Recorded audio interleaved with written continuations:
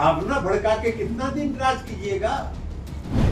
लालू जी भी इस बिहार में 15 साल भावना भड़का के राजनीति किए थे, और जब बिहार की जनता ने साथ किया तो 20 साल से ख्वाबे देखे 2029 होते होते 25 हो जाएगा।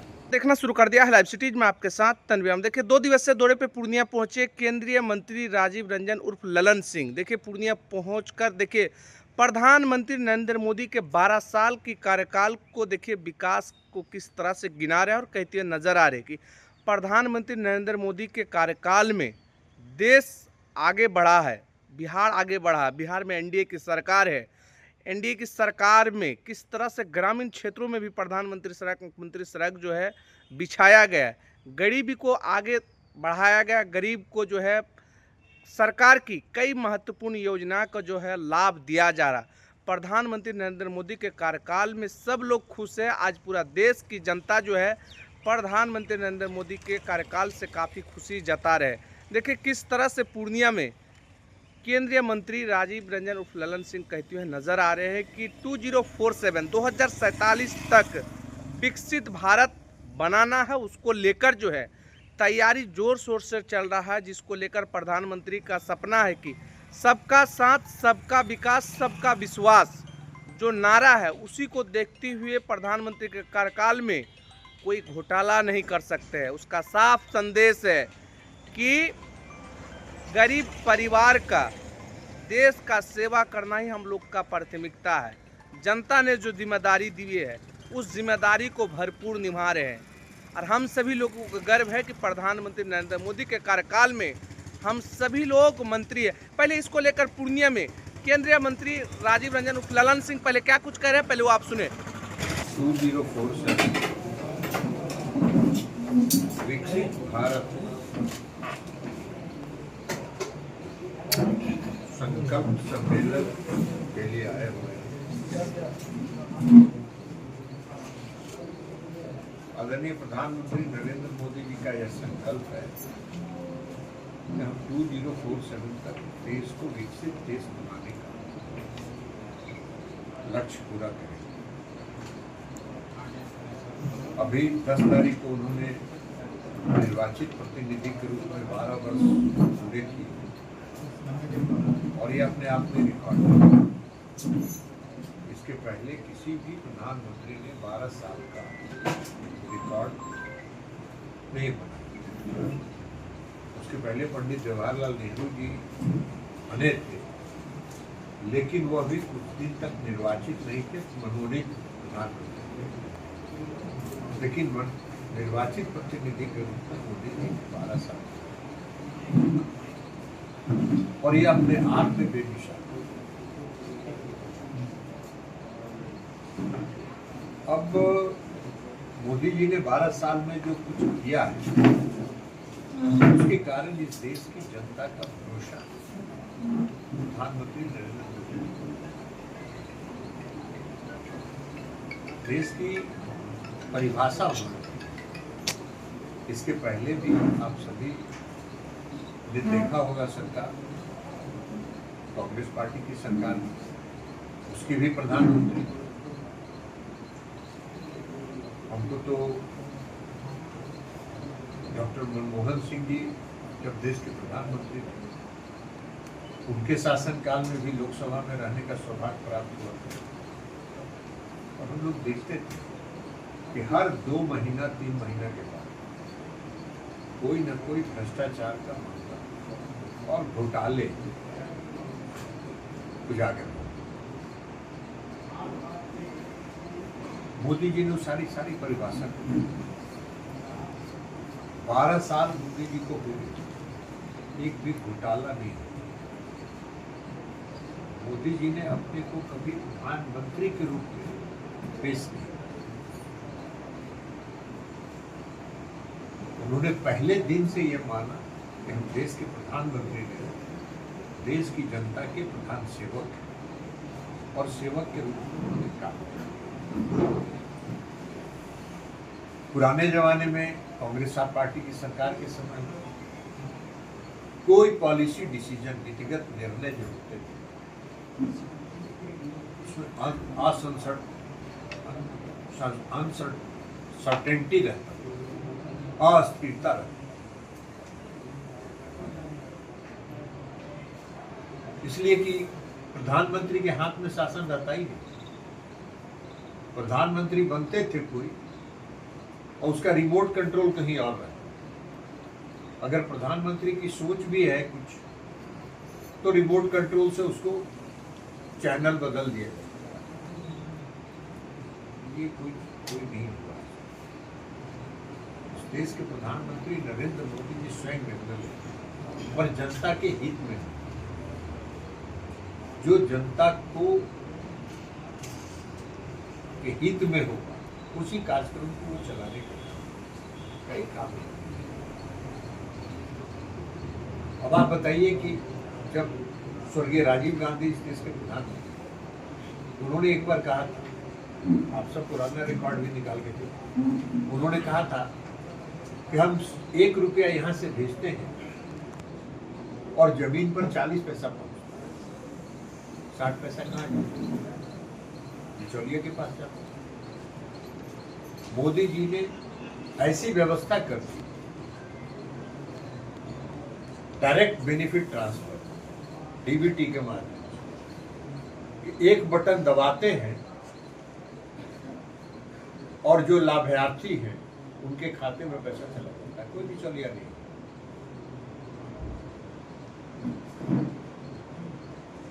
कल भी करने वाले किसान सम्मान निधि का एक किस्त जारी कर रहे।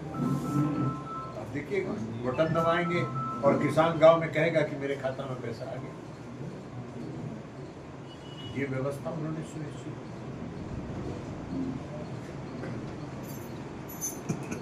मोदी जी ने जो भी नीति बनाई उसमें सबका ख्याल रखा, चाहे इस देश का गरीब हो, चाहे इस देश का किसान हो, चाहे इस देश का युवा हो, जो युवा की बहुत बड़ी शक्ति है, या महिला सशक्तिकरण की दिशा, या जो इस देश के व्यापारी, जो इस देश की अर्थव्यवस्था में अपना योगदान देते हैं, उन सबों के हितों का ध्यान रखते हैं। किसानों के बारे में मैंने बताया कि किसानों की चिंता थी। आज किसान सम्मान निधि जारी होगा, मिनिमम सपोर्ट प्राइस जो कांग्रेस की सरकार में जितनी थी मिनिमम सपोर्ट प्राइस, वो आज दोगुना हो गया। तो किसानों का जो पैदावार है वो लाभकारी, इसको ध्यान में रख के वो सपोर्ट दे रहे हैं किसानों को, ताकि हमारे देश के किसान तो युवा का आप लीजिए, आज युवा का जो स्टार्टअप इकोसिस्टम उन्होंने पूरे देश में डेवलप किया। आज करोड़ों नौजवान उस स्टार्टअप के माध्यम से अपने यूनिट चला रहे हैं, छोटा छोटा उद्योग लगाए, उसके माध्यम से आय अर्जित कर रहे हैं, उसके माध्यम से उनका आमदनी बढ़ रही। और वो तो छोड़ दी, आपको आश्चर्य होगा ये जान के कि जो देश की सुरक्षा की व्यवस्था है उसमें भी नए स्टार्टअप, नए नौजवान सुरक्षा उपकरण में भी अपने मैन्युफैक्चरिंग से योगदान देते हैं। बहुत सारे नए स्टार्टअप्स में देश की सुरक्षा से जुड़े जो उपकरण हैं उसके भी कल पुर्जे वहां पर। तो ये बहुत बड़ी चीज, महिलाओं के सशक्तिकरण के लिए जो उन्होंने कहा, ये अलग बात है कि महिलाओं को सशक्त करने के लिए उन्होंने संविधान संशोधन विधेयक लाया था पिछले लोकसभा, लेकिन विपक्ष नहीं चाहती थी कि इसका क्रेडिट को, क्रेडिट क्या होता है, महिलाओं को सशक्त करना है। आप भी चर्चा करते हैं महिलाओं को सशक्त करना, तो 33% आरक्षण विधानसभा और लोकसभा में देने के लिए उन्होंने जब संविधान संशोधन में बिल लाया और किसी की संख्या नहीं घटी, परिसीमन आयोग बना के हर राज्य के लोकसभा के सीटों की संख्या बढ़ा रहे हैं, ताकि उतना कम से कम महिलाओं का और जो एक लोकसभा के क्षेत्र में जो मतदाताओं की जो संख्या है उसको बैलेंस करना। संख्या घटती नहीं किया उसने, किसका क्रेडिट मोदी जी को नहीं, ये सीट को सर्वोपरि मानना चाहिए। आप अगर उसमें योगदान देते तो आपको भी क्रेडिट मिलता। क्या आपने योगदान दिया? नहीं दिया। आपने उस संविधान संशोधन विधेयक को, चूंकि उसमें 2/3 बहुमत की आवश्यकता थी, तो सब एकजुट हो गए। उसका परिणाम तो आप लोगों ने पश्चिम बंगाल में देख लिया, साफ कर दिया। तो ये जो काम है व्यापारी बन, अब नौजवानों को रोजगार मिल सके, तो ये सारा काम नीतीश कुमार जी ने 2005 से किया। और जब 2014 में मोदी जी आ गए, उसके बाद तो फिर डबल इंजन की सरकार हो गई। और डबल इंजन की सरकार जब हुई तो दोनों तरफ से केंद्र का भी सहयोग मिला और बिहार ने भी काम किया। तो मोदी जी और नीतीश जी ने मिलकर इस बिहार का और देश का कायाकल्प किया। और अब 2047 में विकसित भारत बनाने का उनका लक्ष्य है और उस लक्ष्य को लेकर हम चल रहे हैं। आत्मनिर्भर भारत, विकसित भारत बनाने का लक्ष्य है, उसको लेके हम लोग चल रहे हैं। और इसलिए आज पूर्णिया में, कल मुंगेर में था मेरे निर्वाचन क्षेत्र, 2047 विकसित भारत संकल्प रैली आज पूर्णिया में, और ये रैली करना और पूरे बिहार में हर जिले में हो रहा है, हर राज्य में हो रहा है ये, ताकि हम विकसित भारत बनाने का जो मोदी जी का लक्ष्य है उससे हम इस देश की जनता को जोड़ें और इस देश की जनता को उसके लिए हम तैयार करें, ताकि हर व्यक्ति का सहयोग विकसित भारत बनाने के लक्ष्य को प्राप्त करें। बस यही हमको। मेरा एक सवाल है सर, फिर मोदी सरकार ने जो आप बता रहे जो काम किया, तो क्या इसमें मोदी जी का रोल है या फिर पूर्णिया सांसद का? फिर आप हमको बता देते हैं, हम आपको जिम्मा दे देते हैं। नहीं, उनका बैनर घोषणा निकालेंगे। हम उनका किसी के बात का जवाब देने के लिए नहीं आए, हम आप ही को जिम्मा दे देते हैं कि बगल में धमदाहा है ना, धमदाहा में 2 साल में एयरपोर्ट बना दिया। 2 साल में एयरपोर्ट, 2 साल में कहीं एयरपोर्ट बनता है? किसने समझा दिया? लेकिन अब जिनकी बात आप कर रहे हैं वो एक कहानी अच्छा में पढ़े होंगे, आप पढ़े हैं बेताल कॉमिक्स, विक्रम बेताल। तो विक्रम बेताल कर सकते हैं। अब आपकी नजर में वो विक्रम बेताल हैं तो वो कुछ भी कर दे सकते हैं। सर, टीएमसी और शिवसेना में जिस तरह से फूट हुई है, क्या बिहार में राजद में भी फूट की संभावना है? राजद अपनी पार्टी बचा है, चुनाव से पहले नहीं देखते। तेजस्वी यादव की भविष्यवाणी करें कि चुनाव का परिणाम आएगा, नीतीश जी मुख्यमंत्री देंगे, हम शपथ लेंगे। अब विरोधी दल के नेता बने एक सीट और हार जाते तब विरोधी दल के नेता भी नहीं बन पाते। सब आपकी पार्टी नहीं बची है, वो पार्टी स्वतः अपने आप समाप्त हो गई। लालू यादव ने कहा है कि नीतीश कुमार ने मेरा बांग्ला खाली करवा दिया। नीतीश कुमार ने स्वीकार किया। कहीं पे निगाह है, कहीं पे निशाना है। अच्छा, ये क्या कारण है कि तीसरे टर्म में, मोदी जी के तीसरे टर्म में जो भी विपक्षी पार्टियां सरकार पर हमलावर होती है सबको तोड़ दिया जाता है? तोड़ नहीं दिया जाता है, टूट जाता है। ये किसने आपको कहा? कहाँ से तोड़ा? किसने तोड़ा? अभी अरे भाई, आप जो बोल रहे हैं कैसे तोड़ दिया? आप बताइए जरा, कैसे तोड़ा? शिवसेना जो कैसे तोड़ा है? कोई टूटने के लिए तैयार रहेगा, आप ही हमारे साथ पार्टी में ज्वाइन करने के लिए तैयार हो जाएंगे, तो हम आपको तोड़ के ला रहे हैं। अरे आप आ रहे हैं, आप मोदी जी का समर्थन करने के लिए तैयार हो गए, आपको कोई परसू कर रहा है, आप भी बन जाइए मोदी जी के समर्थक।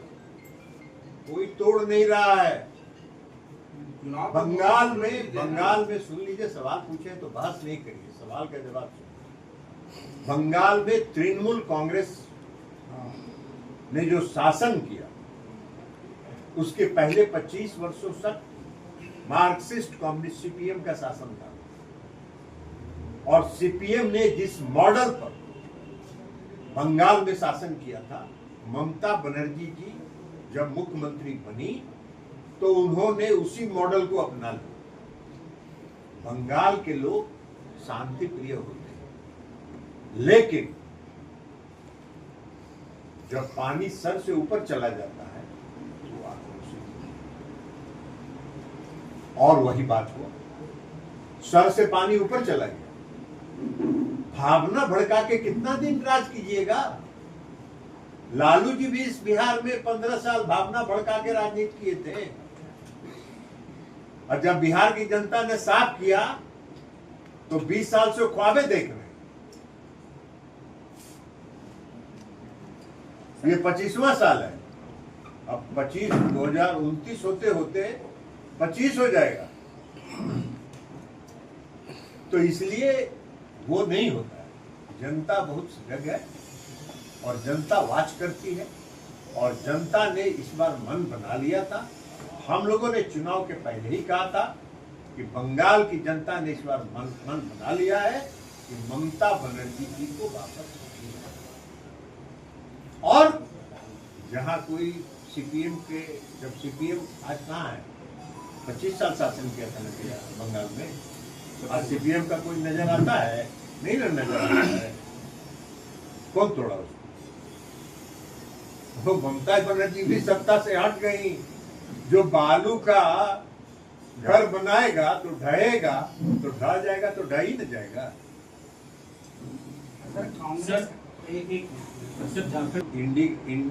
इंडी गठबंधन के दोनों हैं, उनसे जाके सवाल पूछे, लेकिन आरोप उसका जवाब हम कहाँ से देंगे? आरोप तो एनडीए पे लग रहा है। एनडीए पर कहाँ के लिए आरोप लगेगा? आप हमको अगर वोट दीजिएगा तो हम पर आरोप लगेगा कि आप पर आरोप लगेगा? अरे ये तो आप हम कहते हैं आप भी मेरे समर्थक हो जाइएगा, वो तो है। तब तो मेरे समर्थक हो जाइए। तो समर्थक आप मेरे हो जाइएगा तो बाकी लोग ये थोड़ी कहेंगे कि हम आपको तोड़ लिए, आप मेरे समर्थक हो गए। सर तो सुना आपने, हमारे साथ थे केंद्रीय मंत्री ललन सिंह। देखिए पूर्णिया पहुंचे केंद्रीय मंत्री ललन सिंह और कहते हुए नजर आ रहे हैं कि किस तरह से प्रधानमंत्री नरेंद्र मोदी के कार्यकाल में देश आगे बढ़ा है। 12 साल के कार्यकाल में पूरे देश में विकसित हुआ है, पूरा देश आगे बढ़ा। आपके बगल में ही पूर्णिया के साथ दरभंगा एयरपोर्ट बनाया गया। अब जो है उद्योग के क्षेत्र में, इंस्पेक्टर क्षेत्र में किस तरह से आगे बढ़ाया जा रहा है, सभी युवाओं को किस तरह से मुख्यमंत्री नीतीश कुमार जिस टाइम सीएम थे 3.5 लाख से ज़्यादा जो है लोगों को जो है युवाओं को नौकरी देने का काम किया है। तो बिहार जो है एनडीए की सरकार है, जो लोगों को आगे बढ़ाया जा रहा है, लोगों को सपना जो है उसे साकार करने के लिए सरकार हमेशा तत्पर रहती है। उसके साथ साथ देखिए केंद्रीय मंत्री ललन सिंह कहते हुए नजर आ रहे हैं कि 2047 तक देश को विकसित भारत में शामिल कराना है। उसको लेकर जो है प्रधानमंत्री नरेंद्र मोदी हमेशा सोचते हैं कि भारत को कैसे आगे बढ़ाया जाए, जो गरीब परिवार है उसको कैसे आगे बढ़ाया जाए। जो हम सभी आज प्रधानमंत्री नरेंद्र मोदी के कार्यकाल में आज मंत्री हैं और उनके कार्यकाल में जनता के बीच जा रहे हैं, जो जनता हर तरफ से ही कह रहे हैं कि मोदी जी के नेतृत्व में पूरे देश की जनता खुश है और हर तबके के लिए प्रधानमंत्री ने काम किया। उसके साथ साथ देखिए किस तरह से कहते हुए नजर आ रहे हैं। 12 साल के कार्यकाल पूरा होने पर लालू यादव पर भी खूब भड़क रहे हैं। देखिए किस तरह से कहते हुए नजर आ रहे हैं कि उसके कार्यकाल जिस टाइम सीएम थे क्या होता था, 2005 से पहले बिहार में किस हाल था, उसको लेकर भी खूब भड़क रहे हैं कि आज प्रधानमंत्री एनडीए की सरकार है, बिहार आगे बढ़ रहा, और इनके कार्यकाल में जो है किस तरह से लोगों को जो है घर से नहीं निकल रहे थे 6 बजे के बाद, और आज जो है एनडीए की सरकार में लोग जो है खुलेआम घूर रहे हैं। यही है बिहार की विकास। लाइव चीज के लिए पूर्णिया से तन्मय की रिपोर्ट।